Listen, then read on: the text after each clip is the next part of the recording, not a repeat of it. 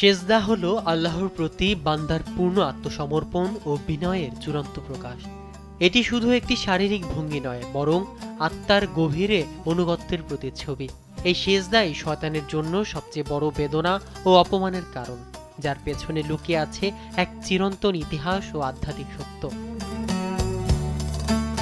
শয়তানের এই বেদনা শুরু হয়েছিল সৃষ্টির সূচনা লগ্নে, যখন আল্লাহ তাআলা আদম আলাইহিস ওয়াসাল্লামকে সৃষ্টি করে ফেরেশতাদেরকে নির্দেশ দিলেন আদমকে সেজদা করো। তখন সকল ফেরেশতা আল্লাহর আদেশ পালন করলেও ইবলিস শয়তান অহংকার বশত তা প্রত্যাখ্যান করল।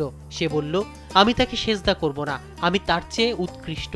আপনি আমাকে আগুন থেকে সৃষ্টি করেছেন আর তাকে সৃষ্টি করেছেন মাটি থেকে। এই অহংকারই তাকে জান্নাত থেকে বিতাড়িত ও চিরকালীন অভিশপ্ত করে তোলে। আজও শয়তান দেখে মানুষ আল্লাহর সামনে সেজদায় অবনত হচ্ছে, তখন তার সেই ব্যর্থতা ও অপমানের স্মৃতি জেগে ওঠে।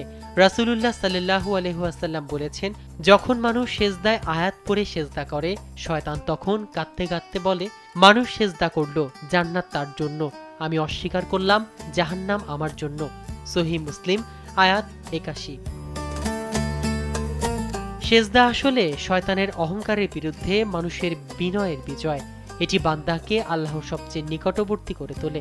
নবী করিম সাল্লাল্লাহু আলাইহি ওয়াসাল্লাম বলেছেন, সেজদার অবস্থায় বান্দা আল্লাহর সবচেয়ে নিকটে থাকে, তাই বেশি বেশি সেজদা করো। মুসলিম, আয়াত ৪৮২।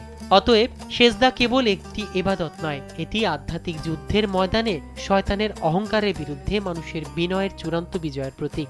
তাই আমাদের উচিত বেশি বেশি সেজদা দেওয়ার মাধ্যমে এই চিরশত্রুকে হতাশ ও লাঞ্ছিত করা এবং আল্লাহর অসীম অনুগ্রহ লাভ করা।